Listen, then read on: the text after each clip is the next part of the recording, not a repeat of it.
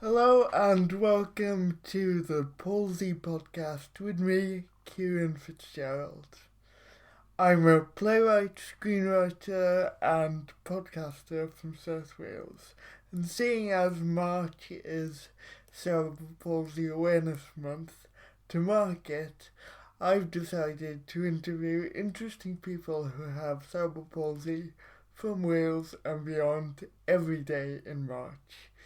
If you like this episode, please stay tuned for more throughout the month and like and share. Now enjoy this episode of the Palsy Podcast.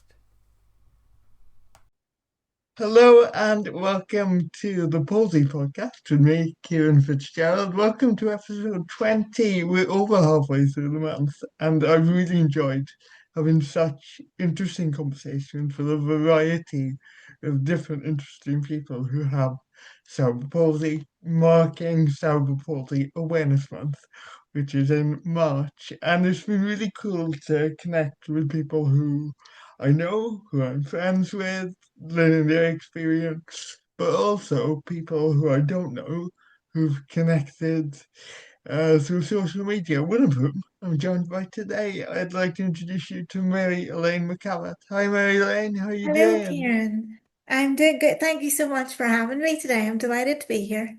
Thank you so much for joining me. I'm really looking forward to finding out more about you and your work and your experiences. So firstly, I'm going to kick off with what I've started all of these with. Mhm. And what was your experience growing up with CP?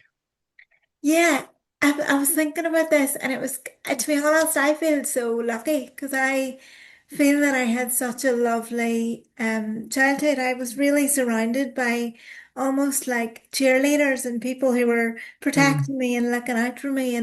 And I was thinking about, when did I start to feel different or feel disabled or mm, those things. And I think for me, it wasn't just like one moment, but it was almost like a series of moments that like accumulated.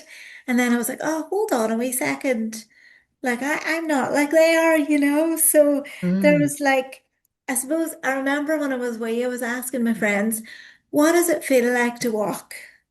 And Ah, understandably, they could never answer, they were shrugging or they were like, I don't know. And I suppose I was just so curious because I really wanted to know. And I'm still waiting for the answer for that to this day. Kieran still haven't gotten it. Um, but yeah. it, it might be worth asking at this point if you don't mind sharing Oh, sure. how did your CP affect Oh, you? sure. That would have been obvious to start with that one, wouldn't it? So yes, I have spastic quadriplegic CP, which for people who don't know, maybe that are listening, that just means that most of my limbs don't like to do what I ask them to do. So they just like to be really tight. It means that I use a powered wheelchair to get around to do everything in. I absolutely adore it. I wouldn't be able to live life without it. Mm,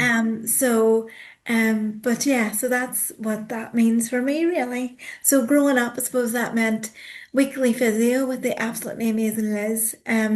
She was almost like a part of the family, to be honest. We saw her that much. She also sneakily kept me on till I was 19, so well done, Liz. oh, well Um, done. yeah,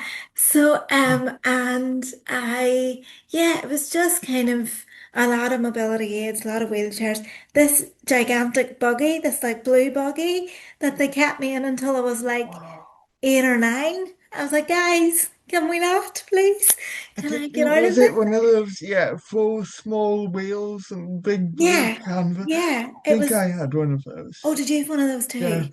yeah. Yeah. It was like, It was an interesting choice, practical for the parents, so that's good, mm. but not very dignified for the person in it, I thought. Uh, Yeah. uh, and so, what was school like? What was your experience at school? School, so primary school, again, it was really good. It's funny, I smile to myself when I'm listening to these episodes, Kieran, because I think there's a running theme of PE. And I Yes. really struggled with PE. And I remember, they were kind of saying like, um, like give it a go. And I'd be like, this is my go. Like this is me going, you know. I really struggled with that, and it very much does make you kind of sit in the sidelines a wee bit and be like, "Oh, okay, Mm, that's not for me." And I suppose I didn't have the confidence at the time to be like, "Can we try this? Can we do this?" And so I suppose that was the sort of isolating thing in primary school. Then going to secondary school, grammar school, I had just got my powered wheelchair. It was for that purpose because right. you know the way you move between classes. Yeah, yeah. And they were like, Mary-Elaine, you're not going to be able to do that. So got my powered chair, and the school that I wanted to go that my sister was at didn't have a lift. Oh, So I thought I was going to have to go to the other. There's not a lot of choice. I'm from a wee place in Northern Ireland called Omagh. Um, okay. and so there wasn't a lot of schooling choices. There's also, I suppose, the religious dynamic in Northern Ireland where we like to make things harder for ourselves over here. Mm. Um, so I don't really want to get involved in that because we could be there absolutely. all day. Absolutely. It is. I love it here. We're Mm. wonderful. But yeah, but so it just meant that school choices were interesting. So, but the school agreed to put a lift in for me, which was lovely. So then went to school, kind of got through that okay. I mean, I think I started noticing fatigue the older I got. And then the main challenges for me really were in uni, but I know we're going to chat about that in a wee bit. Did you have a good level of support in school? Yes, I had a classroom assistant the whole way through school, Ciaran, and they were all wonderful. They were just lovely. I don't think I would have got through school without them. I also have dystonia in my right hand, so Right. my right hand is my hand is the limb that behaves itself most. But if I overuse it, it lets me know, so it'll just shake and be quite slow. Yeah. So it means that writing is not my forte. Mm. So instead, so I'm a good typer, so I'll type away. Um, and kind of, so I got this like, I think someone else was talking about this really weird laptop thing that you got. So I got that too. Um, Yeah. Yeah. uh, Everyone was talking about that. Maybe yeah. mention a bit about what that So was. it was just like the most basic, you know, when you think of like your original mobile phone, that block with Snake on it, Yeah. like it Yeah. was like that, but in laptop form. That's Um, interesting. yeah, so I loved it, but yeah, it just meant I could get through school a bit easier. Um, but yeah, no, all in all, I'm incredibly grateful for my schooling and my education, Mm. and I think whenever you have a disability, maybe doors aren't always open for you, and Hmm. I think I wouldn't have had the doors open for me if it wasn't for the education that I've been able to have. And I wouldn't have been able to have all that if it wasn't for the systems that were in place, but also my absolutely awesome family and friends.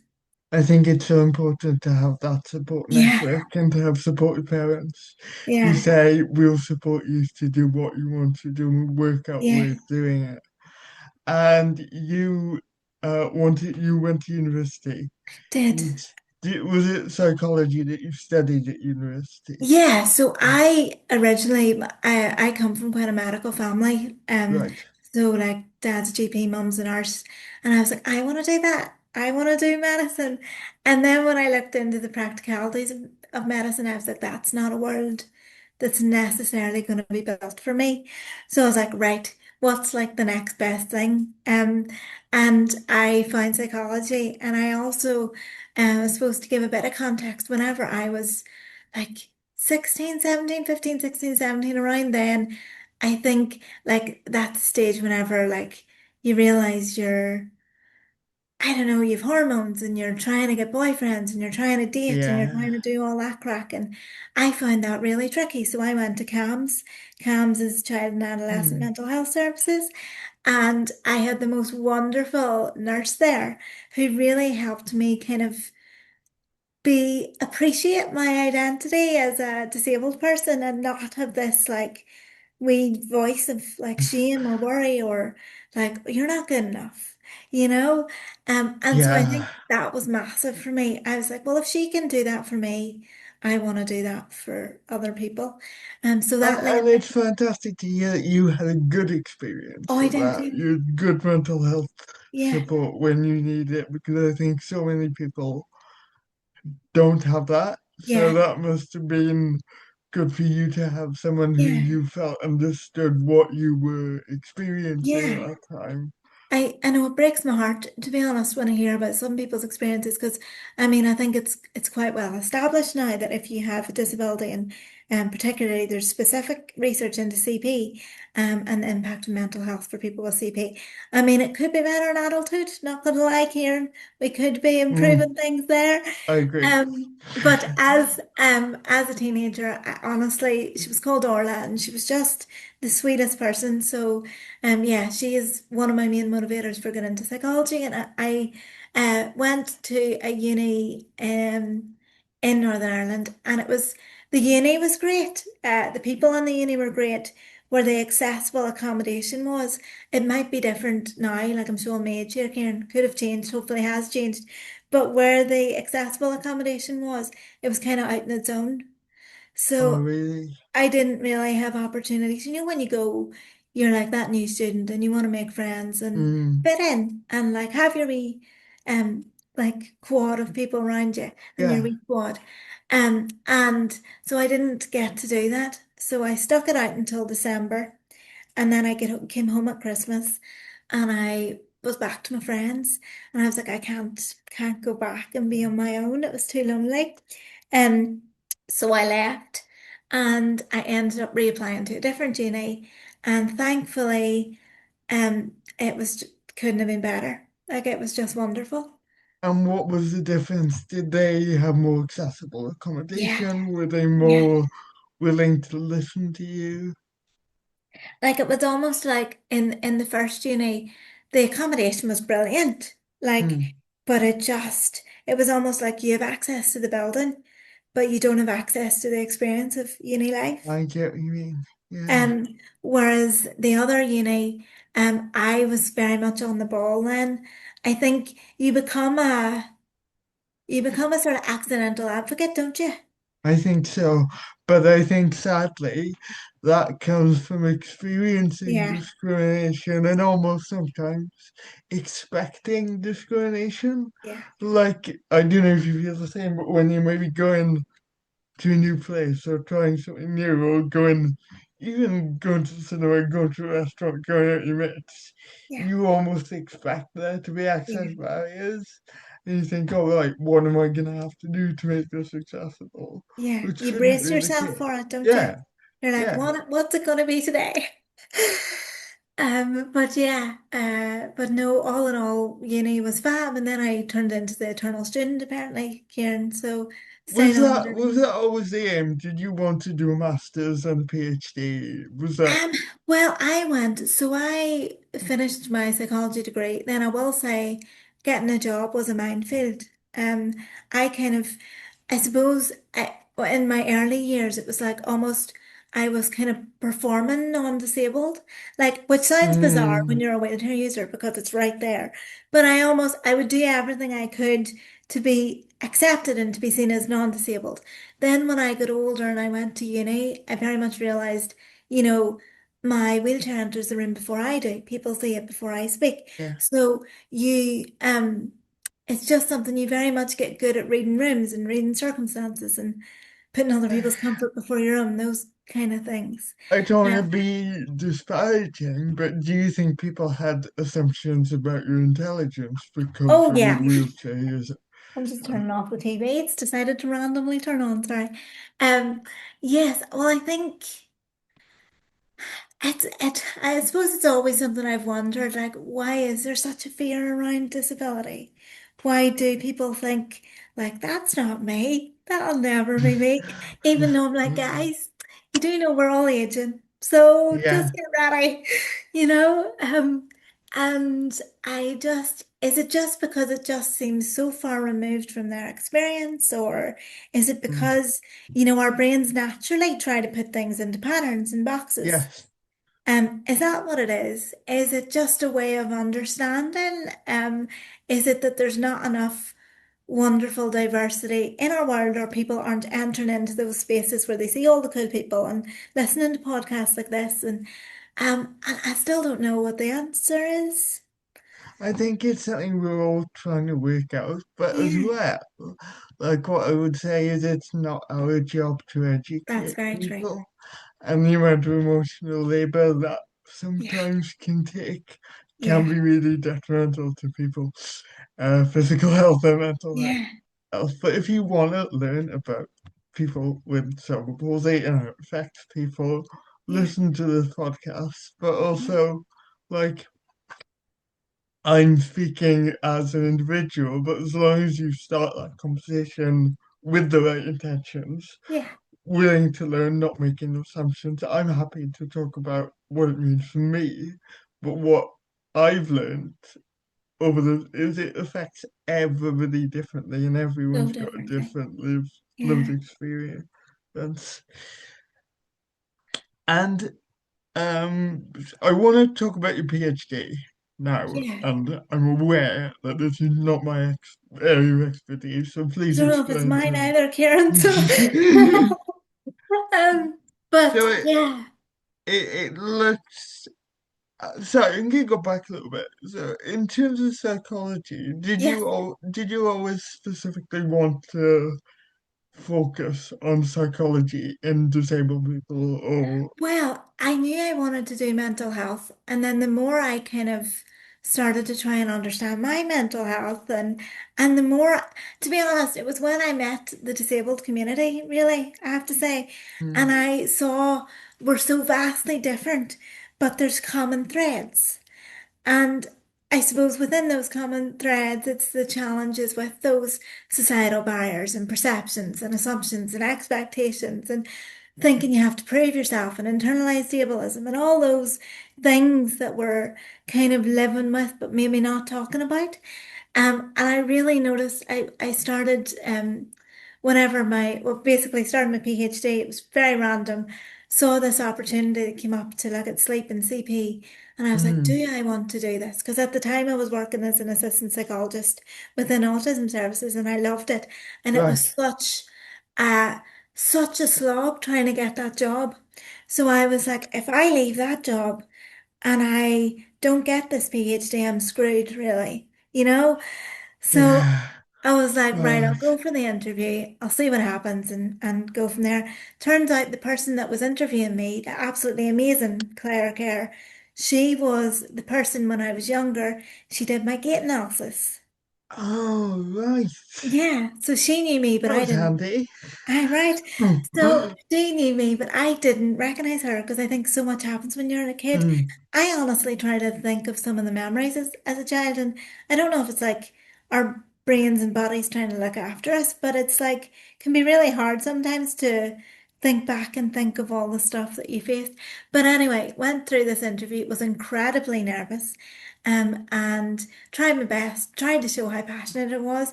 Realized through prep for that interview that CP wasn't just one thing. Didn't know at Yeah. that time it was multiple, it was an umbrella term for multiple types of CP. Um, and then they rang me and they were like, we'd love you today. And I was like, ah! So I was delighted. Um, and I decided then to come out of my job with the autism service and spent 5 years because it was through COVID. So we had to do a wee bit of rejigging because remember when cerebral palsy was on the shielding list for COVID? Oh, yeah. What was that like during COVID? I suppose it was Yeah. You very know, much. Was it a scary experience? Did you feel well, vulnerable in yourself? I at that time I was living in a city called Belfast again, which I'm sure some of your listeners will know for other reasons. Mm, And I was in uni and I was loving it, and then it happened, and I had carers come in and out to give me a wee hand. And then because CP was on the shielding list at that time, we all thought it'd be safer that I moved back home. mm, Um, so moved back home. I had done my ethics from a PhD that I would interview people face to face. Again, couldn't, so I had to go through ethics again and change that to online interviews. But you know what? I'm actually so grateful for that time because I got so immersed in my PhD and I got so passionate about it. Like it becomes your I mean, I'm not a mummy, but it almost feels like it's your baby. Like you become so Mm. passionate about it. And I really wanted to do my community proud. Like I really wanted to put this piece of research out there that wasn't just out there. It was Yeah. actually gonna make a difference. So yeah, so 5 years later, basically went into it thinking that people I was looking specifically at kids in Northern Ireland Mm. and their sleep patterns and their family's sleep patterns. And I thought that it was going to be with the kind of general literature that says 1 in 5 people with CP will have a sleep disturbance. But my study, and obviously it's just a one-off study, so it's a suggestion, it's not a definite, said that basically 3/4 of the kids that I spoke with and families that I spoke with, kids were experiencing sleep disturbances, but obviously that meant their siblings and their parents were also having a sleep disturbance, to some degree. Um, but my favorite part of my study, don't know if you should have favorite parts, but I do, was when I actually got to interview the I family. I want to ask you about that. So first Yeah, of all, going back to that, how did you find these families? Like, how did they choose to participate in this, and yeah. what was the process of So, interviewing them and the yeah, study? I put out on social media, I said, look, I'm really interested in finding out about sleep and cerebral palsy. Would anybody be willing to complete this survey? And within this survey, I had a standardized questionnaire, which is a fancy way of saying a questionnaire that you can compare across other questionnaires. So you've almost got a baseline of things. And so 112 families completed that questionnaire for me. And then from the results of that questionnaire, I was able to work out who would have a clinical level of sleep disturbance. And by clinical level, I mean like a level of sleep disturbance that would benefit from input Hmm. from someone. Um, and so then from the 74% of people, 73% of people who had sleep disturbance, I asked them who would anybody be willing to have a more in-depth chat with me? And I would love to speak with the child with CP themselves in whatever way works for them. So I offered that they could do a drawing of their nighttime or what they Hmm. wanted their nighttime to be, or they could do written responses, or we could have just whatever was comfortable, whatever worked. I would also love to speak to their parent or guardian, Hmm. and I'd love to speak to a sibling. And basically, I had the most wonderful families agree. And we had like their conversations I still remember in my head. There's certain quotes, Yeah. and um, it broke my heart to be honest because didn't, I wasn't aware that I was growing up with any sort of sleep disturbance. I now think I have a thing called sleep paralysis, which is where you wake up and you feel paralyzed essentially. So it kind of Which. takes you a wee while to come round. Um, but at the time, I didn't have lived experience of sleep and CP. Mm. So I was really conscious of just listening and Yeah. then really having, like, I'm like, you've graced me with your time and your stories. So I really want to make sure we do something about that. So then after my PhD, the wonderful families, um, basically formed a PPI group with me, which is it's patient public involvement, which means that they, alongside me, but it's very much theirs, Right. helped me develop 3 resources for GP teams, for teachers, and for families themselves. Because what we found was that a lot of families didn't actually know that they were experiencing a sleep disturbance. Ah, okay. Like they thought it was just part of CP, or Yeah. if they didn't have a sibling in the household, which a lot of the survey ones didn't, all the interview ones did, but they didn't have that comparison. And also children with CP themselves, they were just like, well, sure, I haven't known any different, you know? Exactly. Like you just think, oh, this is what it is for me. Yeah, Is this not how everyone experiences exactly.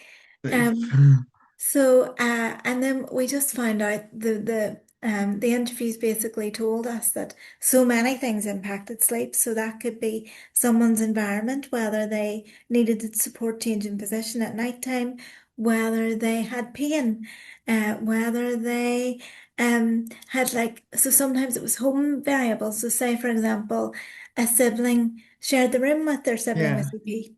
they're going to be up at night when Mm, their siblings been supported.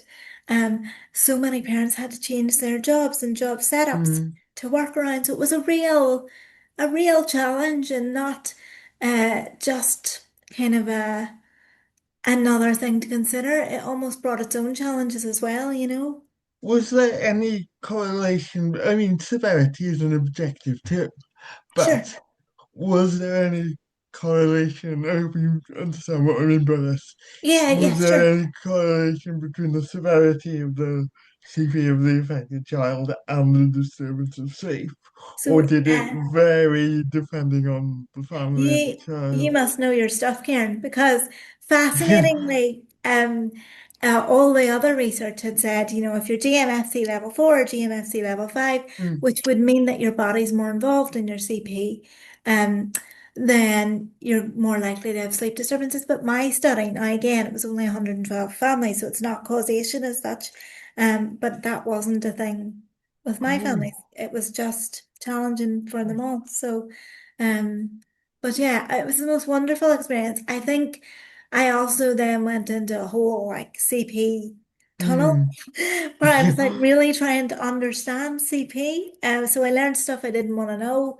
I learned stuff I was fascinated about. And then that led me into the advocacy world. And I now work with in a charity for people with acquired brain injury. And yeah, so it's just funny how life kind of works its ways, and doesn't it, isn't it? But Yeah, and what does your work with that charity involve? What's the name of the charity and what kind of work do you do? yeah, so I work as the research and policy officer. So that's like looking at policy development and things like that, and also research. And then I also am a thing called a systemic practitioner, which is a fancy way of saying that I'll be qualified as a family therapist in December.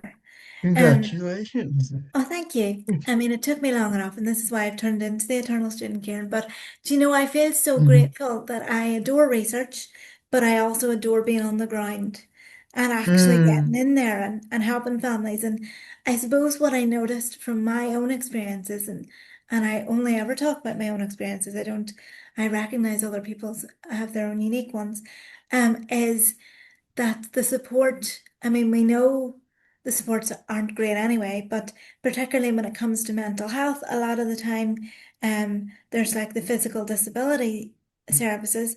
But other than that, if you can't get onto that and you can't get into the waiting list, you're kind of on your own. And as we know, you don't get a manual to handle lifelong disability. No.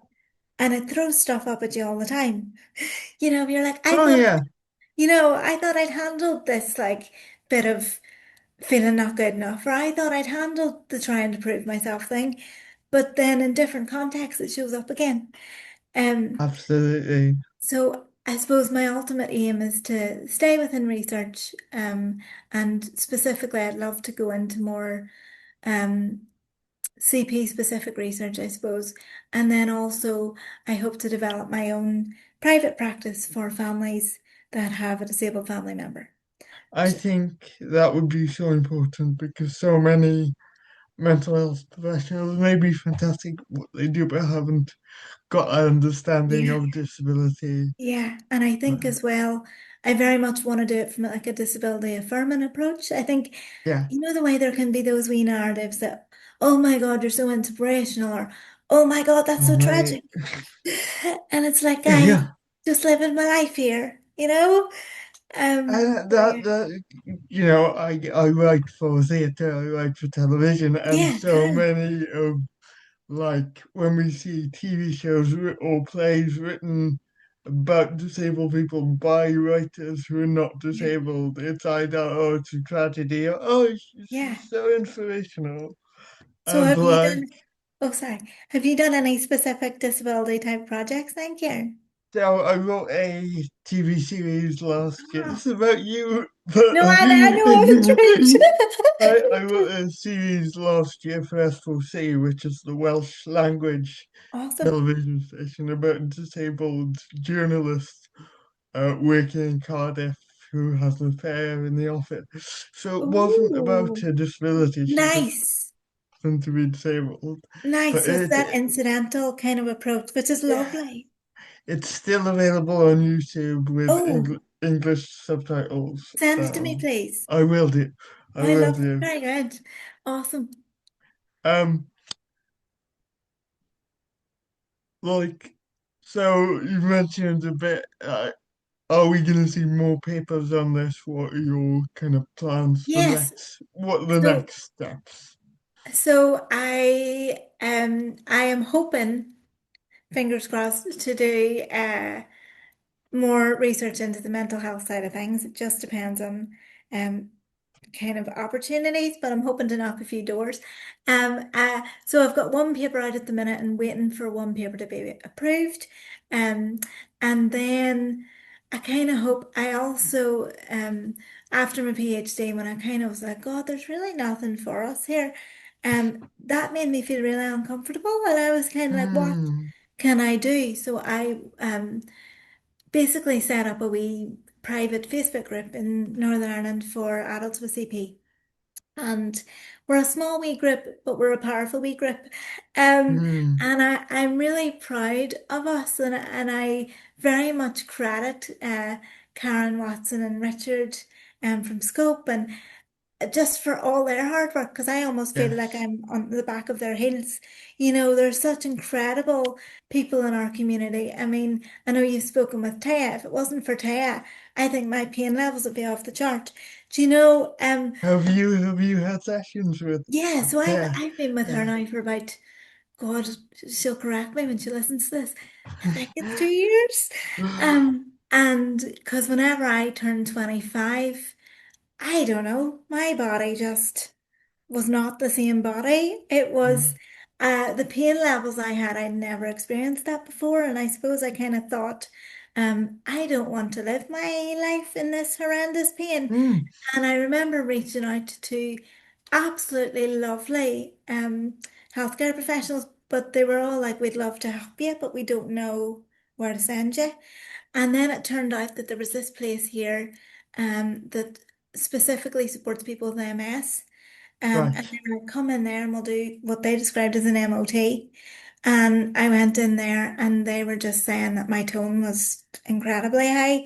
Do you know what I Hmm. mean when I say tone? Yes. Yeah. Muffled. Yeah. Yeah, yeah, good. And so they basically were like, "Do you want a hospital bed?" And I was like, "No, I don't want a hospital bed." You know, at that time I was 25, and I was like, "Can't really see me." It's not very sexy. Do you know what I mean? If you want to try and get into Yeah. relationships, it's another thing to think about, isn't it? So Oh I my didn't want, goodness. Yes. right? So, and it's hard enough. I mean, dating as a disabled person, don't recommend. But so I kind of said to them, no, I'm not taking it. And they were like, just try it. So I was like, right, I'll take it for a month. Took it for a month. And the difference it made, I very begrudgingly had to admit that my tone settled down. My Yeah. neck, particularly, was a bit of a disaster. Thankfully, it settled. I have since, for your listeners, who, in case they come up with the same scenario, neither you have to save a bit, but there is like standard beds where one can kind of do it's up and down and cool wee things that you might need, and then the other half is just like your standard bed, so you don't have to fall into the trap of like a hospital bed if you don't want one, you know? Um, Uh, are you able to share a link for that? I'll put it in the oh, description yeah, of no the bother. podcast. But yeah, so I think it really drew my attention to aging with CP and the challenges that brings, you know. And what more do you think needs to be put in place to support adults with CPE as they go into their 30s, 40s, 50s, How long have 60s? you got? No, I honestly, on a really crude level, I think we need uh, money support. I think we need, I think it was the up movement. Do you know the adult cerebral palsy up movement? Yes, yeah, I'm really hoping to talk to someone from the up movement before the end of the month on Yeah, this Emma and podcast. Miriam who set that up, they're fab. But they basically have worked out that it would take the UK government, it would be 42p a day to give people physio. There's 130,000 adults with CP in the UK. And it would take 42p, sorry, a day to give us physio. And I think That would be pretty cool, wouldn't it? It would, yeah, So, like yeah, so I just think, have access to like for me, like from personal experience, I noticed a decrease in my swallow function about 2 years ago. okay, Uh, Having to go to I'm lucky to be able to have private speech and language therapy, which okay, would really help that. But yeah, if I wasn't in that privileged position, yeah, would I still be on a decreased diet? yeah, I think it's those things that people maybe are not aware of, and people maybe yeah. think that we get that support, but Yeah, I think it's, people assume you get everything that you need to get, yeah. and you really don't. And you cut corners because you have to live your life, like you have to function regardless. Yeah, But I'm always thinking of, I wonder if I had that, would that mean that this would be look slightly different or be a wee bit easier, you know? And I'm always so passionate about making it easier for the people coming behind us, you know? absolutely. And not to be a role model necessarily, but I No, remember when I was little, I didn't know any adults with yeah, CP. So I don't know what it's like to be a child now, but maybe seeing people like us yeah, out there living our lives yeah. might And give that people a bit of hope. it's like, it's not doom and gloom. Like No, some aspects are definitely, you have to turn into like the queen or kings of problem solving, I think. I But, think so, yeah. but I mean, it's like I adore my life and I adore the perspectives it's given me, you know? That's a lovely, lovely, lovely thing. And like to finish, I want to ask you, you've Yes. already said so much. It's been so interesting and rich and worthwhile. But what is one thing that you wish people knew about cerebral palsy? I've been thinking about this. That I kind of chuckled to myself. I suppose that one thing would be that we're not all jumpy. We just still have our starting reflex. Um, Yeah. 'Cause I jump all the time, and people are like, "Oh my God, she's doing it again." Um, but no, on a serious note, I suppose I would like people to recognize that we have to live with the challenges that anybody has to face, Mm, but then there's extra stuff on top of that. So, as well as helping us raise awareness, help us take action, help us make change, mm. be our allies, if they can, you know.